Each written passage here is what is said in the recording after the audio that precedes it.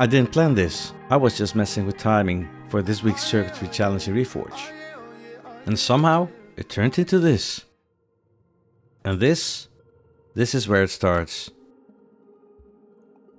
So I was talking to Ray about timing and delays. And she showed me this. This shouldn't be possible. But it works.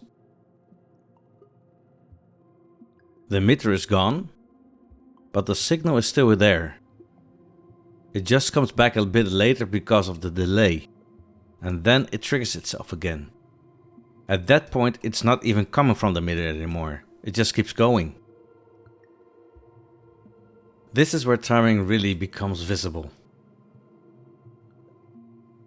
But not everything behaves the same way. This setup should trigger. But it doesn't, no matter how I flip the switch. But if I replace the receiver, it suddenly works. And this is true for the loop setup with a repeater, an AND gate and an OR gate. So the switch locks the emitter in its state, making the emitter keep sending the same signal. But we will come back to that in a later episode.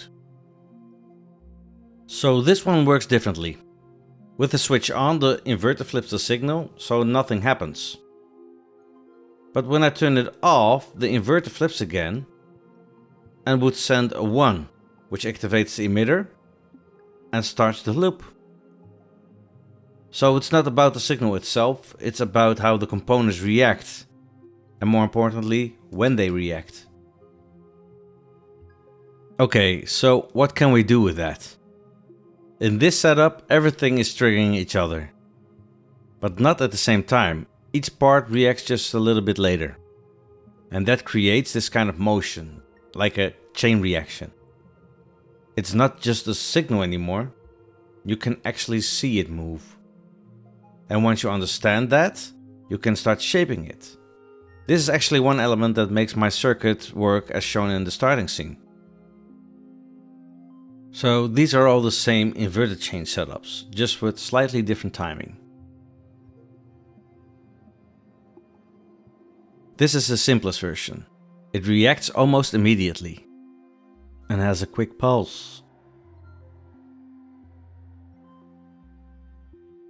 If I add 2 more inverters, it takes a bit longer to react.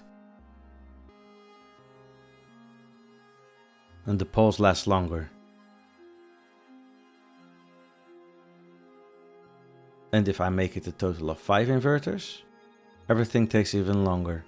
So each component adds a bit of delay, and that delay stacks. And once you start combining those delays with additional paths, things get even more interesting. Instead of one reaction, I get multiple. First the front fires, then the back fires twice. But if I make the front path longer, that behavior changes. Now the back fires only once. So it's not just about adding delay, it's about how those delays line up. Small changes in timing completely change the result. And once you start stacking these patterns, you're not just building signals anymore. You're building behavior. And when you start combining all of this, you can create something like this. Different paths, different delays. It also makes it a bit trickier to control. Which is why people have been asking for a timing block. And yeah, that might help. As long as it has limits. If it does everything for you, you don't end up building things like this. This thing only exists because timing isn't just one block. And this is what that makes possible.